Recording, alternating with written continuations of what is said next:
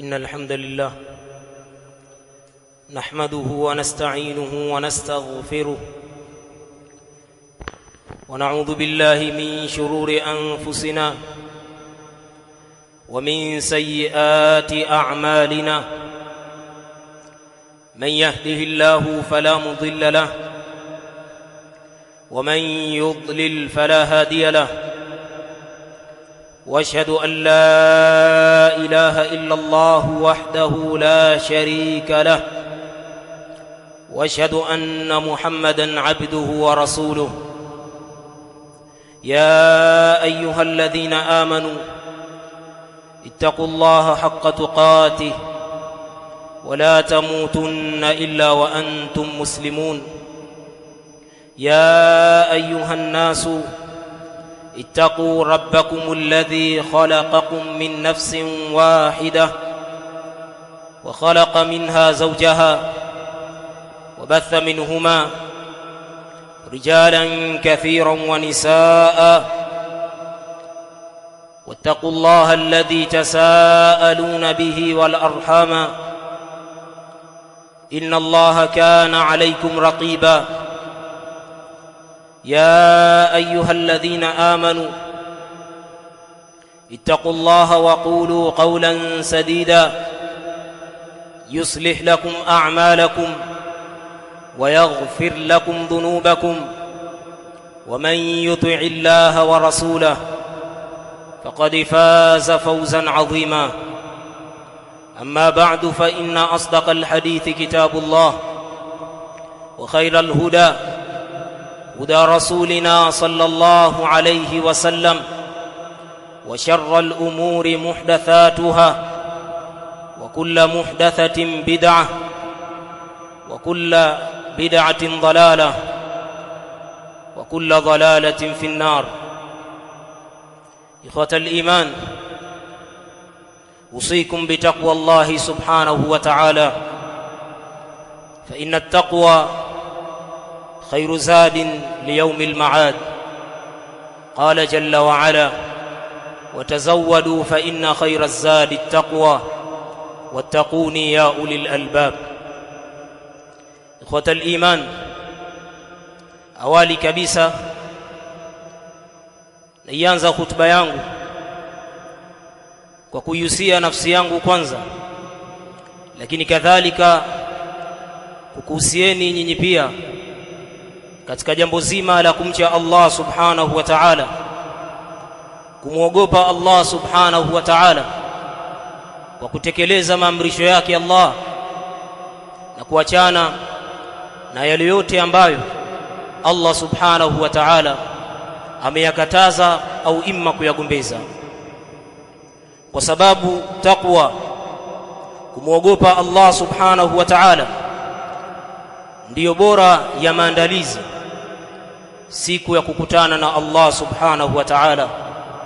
Allah jalla wa ala amesema, watazawwadu, na chukueni maandalizi, chukueni masurufu ya safari ya kuelekea katika kukutana na Allah subhanahu wa ta'ala, fa inna khayra zadi taqwa, na kwa hakika bora ya maandalizi ni kumcha Allah subhanahu wa ta'ala, ni kumwogopa Allah subhanahu wa ta'ala. Ikhwata al-iman, inna min a'zami ni'amillahi subhanahu wa ta'ala ala ibadihi an ja'ala lahum mawasim lit-ta'at tudha'afu fiha al-hasanat wa turfa'u fiha ad-darajat wa tukaffaru fiha as-sayyi'at. Ndugu zanguni katika imani, kwa hakika miongoni mwa neema kubwa ambazo Allah subhanahu wa ta'ala amewaneemesha waja wake kwa neema hizo, an ja'ala lahum mawasima lit-ta'at, ni kuwatunuku wao kwa kuwapa misimu ya kutekeleza matendo ya kheri, kutekeleza mambo ya kujikurubisha kwake yeye Allah subhanahu wa ta'ala, kiasi ya kwamba ikawa misimu hiyo tudhaafu fiha alhasanat, matendo mema yakawa yanalipwa malipo yake maradufu zaidi ya vile ambavyo hulipwa matendo hayo hayo katika masiku mengine au misimu mingine. Bali Allah subhanahu wa ta'ala akajalia kuwa katika misimu hiyo turfa'u fiha ad-darajat, matendo yanainuliwa daraja zake zaidi inavyokuwa katika misiku mingine.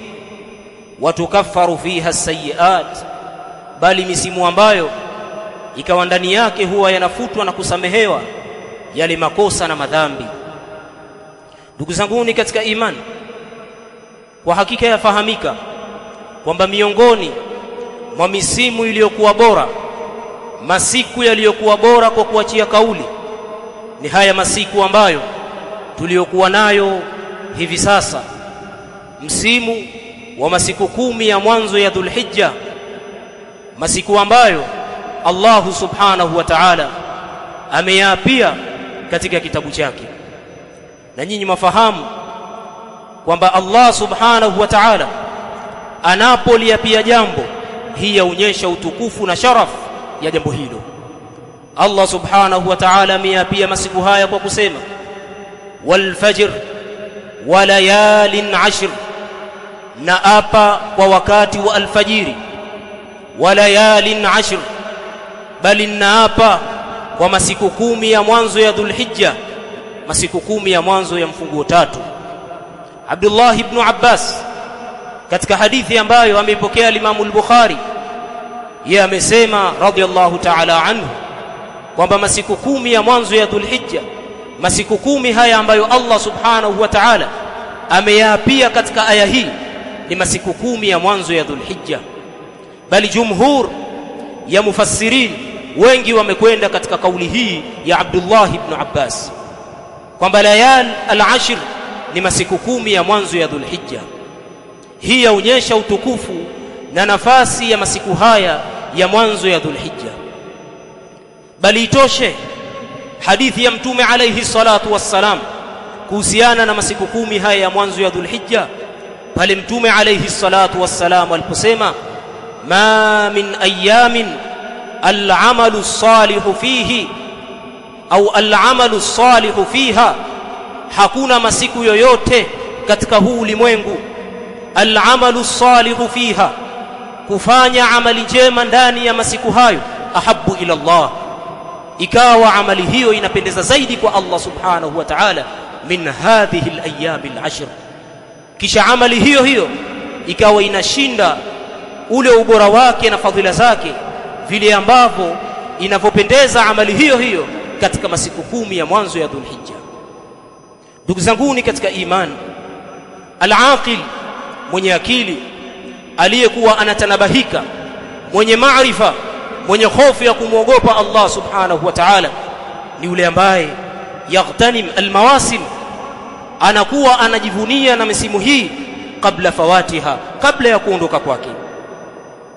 Bali anakuwa ni mwenye kufanya istidad, anachukua maandalizi kwa misimu kama hii bitaa, kwa kumtii Allah subhanahu wa ta'ala, wa tauba, kurudi kwa Allah subhanahu wa ta'ala, bali kukithirisha kufanya matendo ambayo yanamkurubisha kuwa karibu na Allah subhanahu wa ta'ala.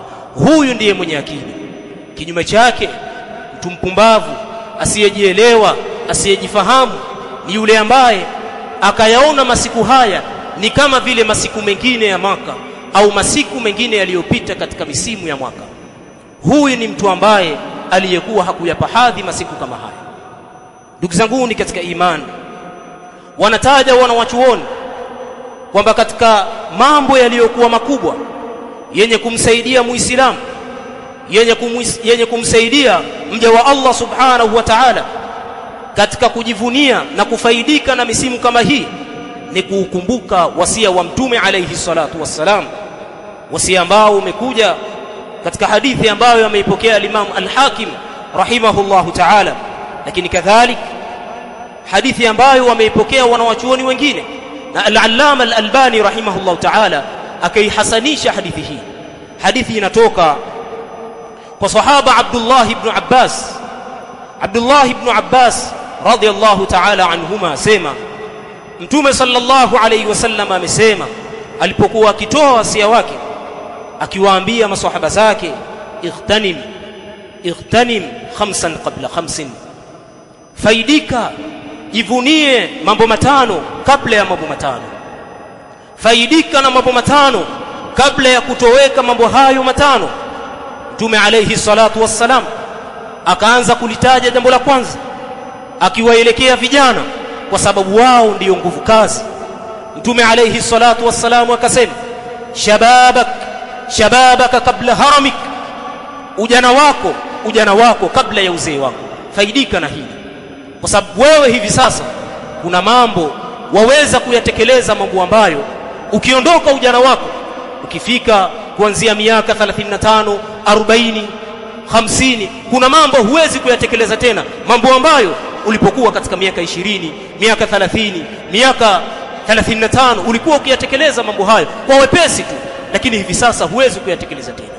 Na haya vijana wawaulize wazee wao, wakae nao wawaulize, hebu baba, kwa dhati yako niambie jambo gani ulikuwa unaweza kulifanya katika ujana wako ambalo hivi sasa huwezi kulitekeleza tena. Baba yako atakufungulia mafolda kwa mafolda, kwa maana mafaili kwa mafaili, yenye kuonyesha kwamba kuna mambo ambayo alikuwa hapo kabla anaweza kuyatekeleza, hivi sasa hawezi kuyatekeleza tena. Hasa Mtume alayhi salatu wassalam akawaelekea vijana kwa kuwaambia, shababak kabla haramik, ujana wako kabla ya uzee wako, faidika na ujana wako. Mtume alayhi salatu wassalam akasema, wasihataka kabla sakamik, na afya yako kabla ya ugonjwa wako, faidika na afya yako kabla ya ugonjwa wako. Hivi sasa Allah subhanahu wa ta'ala amekuhifadhi akakulinda na maradhi ambayo watu katika rika lako, watu katika zama zako, watu katika mji wako ni wachache ambao hawasumbuliwi katika maradhi kama hayo. Pengine labda katika rika lako watu wengi wanauguliwa hivi sasa kisukari, asiyekuwa na kisukari ana vidonda vya tumbo, asiyekuwa na hili ana pressure. Wewe Allah subhanahu wa ta'ala amekuhifadhi akakulinda akakuchunga na hayo, jambo ambalo wengi katika watu wanauguliwa na mambo kama hayo. Faidika na afya yako kabla ya maradhi yako. Bali Mtume alayhi salatu wassalam akaendelea kusema kwa kumwambia, wa ghinaka kabla faqrik, wa ghinaka kabla faqrik, na utajiri wako, pesa zako kabla ya ufakiri wako. Hivi sasa Allah subhanahu wa ta'ala amekujalia masurufu, una pesa, waweza kununua hichi ukanunua kile, waweza kuitekeleza ibada ya hija, waweza ukachinja, tekeleza kabla jambo hilo halijaondoka, kabla jambo hilo halijatoweka, kwa sababu haya ni mambo ambayo yanakuja na kutoweka. Kam minan nas, wangapi katika watu ambao Allah subhanahu wa ta'ala aliwaruzuku akawafungulia katika maisha yao, wakawa wao hawakudiriki kile ambacho Allah subhanahu wa ta'ala alichowafungulia katika maisha yao. Allah subhanahu wa ta'ala ghafla akawaondoshea utajiri wao. Wangapi katika watu? Wapo wengi mno.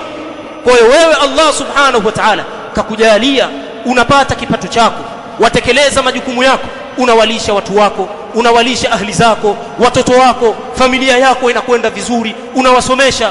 Baada ya kuwa tayari umeshatoa matumizi asili, tazama kuna mambo ambayo Allah subhanahu wa ta'ala anakutaka wewe katika mali yako kutekeleza katika sehemu za ibada zako, ikiwa ni kutoa au kwenda kufanya ibada ya hija au kufanya kadha wa kadha, sehemu zenye kuhitajia misaada katika misikiti, wewe watakikana ujitoe katika mali yako. Lakini kadhalika wewe Allah subhanahu wa ta'ala amekupa ajira katika wakati wa mapema, wakati ambapo kuna wenzako walikuwa ni genius kukushinda wewe, wengi ambao Allah subhanahu wa ta'ala walikuwa ni wazuri, ambao walikuwa ni katika makarina zako, marafiki zako darasani, umesoma nao, wao pamoja na genius wao hawakupata ajira. Allah hakuwafungulia katika maisha yao, kakufungulia wewe. Tazama wafaidika vipi na uhai wako, au wafaidika vipi na hayo ambayo Allah subhanahu wa ta'ala amekufungulia katika utajiri. Lakini kadhalika Mtume alayhi salatu wassalam akasema kwa kumwambia sahaba wake Abdullah ibn Abbas kwa kumwambia, wa faraghaka qabla shughlik, na faragha yako kabla ya mishughuliko yako. Hivi sasa ni kijana, pengine labda hujaoa au tayari umeshaoa, lakini bado hujaruzukiwa watoto, Lakini kadhalika kama umeruzukiwa watoto, pengine labda una mtoto mmoja, watoto wawili, bado familia haijakuwa, tazama faragha yako uitumie katika mambo gani ambayo yatakayoweza wewe kuja kukufaidisha katika mustakbali wako. Na nyinyi waulizeni wale ambao walikuwa mwanzo wana faragha, lakini baada ya kutoweka zile faragha zao hawakuweza kutekeleza mambo tena, kwa sababu tayari ile faragha waliokuwa nayo hawakuweza kuitumia katika mambo yaliyokuwa mazuri. Kwa faragha yatakikana tusitumie kwa ajili ya mustakbali wetu, kwa ajili ya maisha yetu ya baadaye, hususan huko akhira. Faragha yako itumie vizuri, hasa pale ambapo yanapopita misimu ya kheri kwa wewe yakawa yanakupitia, kwa sababu hizi ni fursa. Wal fursatu la tatakarrar, na fursa si jambo lenye kujikariri. Fursa itafika wakati hizi fursa zitatoweka na kuondoka. Kwa tazama faragha yako waitumia katika jambo gani. Lakini kilichokuwa cha ajabu na sikitiko, kama Mtume alayhi salatu wassalam alivyotaja katika baadhi ya hadithi kwamba wengi katika watu hawajui namna ya kuzitumia faragha zao bali afya zao. Katika hadithi Mtume alayhi salatu wassalam ametaja ni'matani maghbunun fihima kathirun minan nas faqala as-sihhatu wal faragha, au kama qala alayhi salatu wassalam. Mtume alayhi salatu wassalam wasema neema mbili hizi wamenyimwa neema mbili hizi wengi katika watu. Mtume akasema siha na faragha. Na wewe tazama, waweza ukamwona mtu Allah subhanahu wa ta'ala amemkunjulia katika kipato chake, wakati ambapo watu wanahangaika kubeba mizigo masokoni, wanabeba mawe, wanabeba mapolo. Mtu anahangaika mchana kutwa atafuta 12,000 ya kula yeye na watoto wake, haipati siku nzima, pamoja na ugumu wa kazi yake. Lakini wewe Allah subhanahu wa ta'ala, au huyu Allah subhanahu wa ta'ala amemkunjulia katika kipato chake, aingia kazini saa 2, pengine labda saa 3 au saa 4 au saa 7 ameshatoka kazini kwake. Kadhalika pia vile vile katika muktadha wa afya yake, Allah amemhifadhi na maradhi ambayo wengi katika watu wa rika lake na zama zake wanasumbuliwa na kuuguliwa kwa maradhi kama hayo. Lakini mtazame muda huu ambao ametoka kazini kwake, ana faragha, anaitumia vipi faragha yake na anaitumia vipi afya yake? Jiulize. Wewe ukamkuta kakaa chumbani kwake, ana smartphone yake, anaanza kuperuzi, akitoka mtandao huu anaingia kule, akitoka kwenye kichekesho hichi anaingia kichekesho kile, akitoka hapo kuna runinga inamsubiri, television, akaa pale asubiri tamthilia hii, ikitoka tamthilia hii huyu ameikosea adabu afya yake, bali ameikosea adabu faragha yake. Na ndio maana Mtume alayhi salatu wassalam akasema neema mbili hizi wamenyimwa wengi katika watu.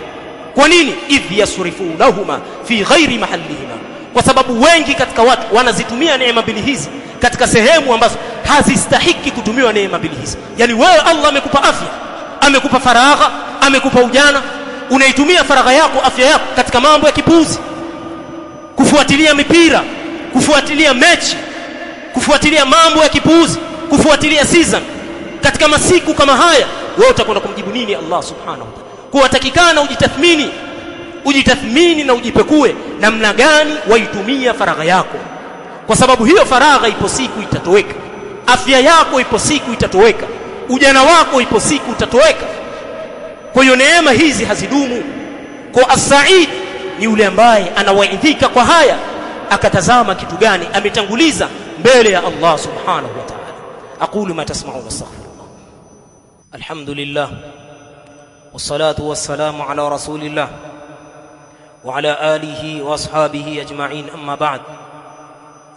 Ikhwatal iman, Mtume sallallahu alayhi wasallam katika hadithi hii ya Abdullah ibn Mas'ud radhi za Allah ziwe juu yake na baba yake, aliendelea kutaja wasia wake kwa kuwaambia wa hayatak qabla mautik, nafaidika na uhai wako kabla ya mauti yako, faidika na uhai wako, maisha yako kabla ya kifo chako. Ndugu zangu ni katika imani, ikiwa wewe Allah subhanahu wa ta'ala amekujalia neema hizi 5, au ikawa tayari baadhi zimeshapita, labda ni ujana au afya au faragha, lakini akakujalia neema ya kuwa tayari uko hai, tena upo hai katika masimu iliyokuwa bora, katika masiku yaliyokuwa bora. Ipatilize neema hii ya uhai katika misimu kama hii, kwa sababu neema hii kadhalika itakapotoweka haiwezi kurudi tena, na mwanadamu hana nafasi ya kutekeleza matendo mema isipokuwa pale ambapo atakapokuwa hai, pale ambapo bado pumzi zinapuma katika mwili wake. Kutazama uhai wako wautumia katika mambo gani? Je, uhai wako ni sababu ya kukurubisha kwa Mola wako, au je ni uhai wako ni sababu ya kukupelekea kumuasi Allah subhanahu wa ta'ala? Kaji tathmini. Kadhalik ndugu zangu katika imani, ifahamike kwamba sisi tupo katika haya masiku ambayo Mtume alayhi salatu wassalam ametuelekeza kufanya mambo mengi sana, ikiwemo katika hayo ni kufaidika na neema hizi tano. Lakini katika hayo ambayo Mtume alayhi salatu wassalam aliyoyataja kuyakithirisha, kadhalika kujivunia katika masiku kama haya, ni kukithirisha at-tahlil wat-takbir wat-tahmid, lakini kadhalika as-siyam. Ijapokuwa wanataja baadhi ya wanawachuoni kwamba jambo la funga halikuja dalili zilizokuwa za umaalumu kuhusiana na jambo hili, lakini linaingia katika dalili za ujumla. Kwa kadhalika jihimize katika kutekeleza matendo ya kheri, ikiwemo kufunga, lakini kadhalika kathratu qiraati al-Qur'an, kuisoma sana Qur'an, utumie uhai wako, afya yako, faragha yako, lakini kadhalika uhai wako katika hili jambo la kufaidika na kuisoma Qur'an. Tazama, jitathmini. Tayari leo tuko katika mwezi 5. Tazama umetanguliza kitu gani katika Qur'an. Je, umeshapata we walau juzuu 6 au 7 au 10 au 20? Umeshapata? Au je tayari umeshahitimisha? Kwa sababu si aibu wala sio tatizo kuhitimisha Qur'an katika muda uliokuwa chini ya siku 3 kama nilivyotaja baadhi ya wanawachuoni katika misimu ya khairi, katika misimu ya khairi. Kwa isome Qur'an, kithirisha katika kumtaja Allah subhanahu wa ta'ala. Usikubali ulimi wako ukawa unakauka mate yake, ukawa unakauka kwa sababu ya ukawa haumtaji Allah subhanahu. Usikubali. Kwa maana kithirisha katika kumtaja Allah subhanahu wa ta'ala katika masiku haya. Lakini katika mambo ya kujiandaa katika masiku haya 10 ni ile amal itakayokuja kufanywa katika siku ya mwezi 9, kwa maana siku ya Arafa.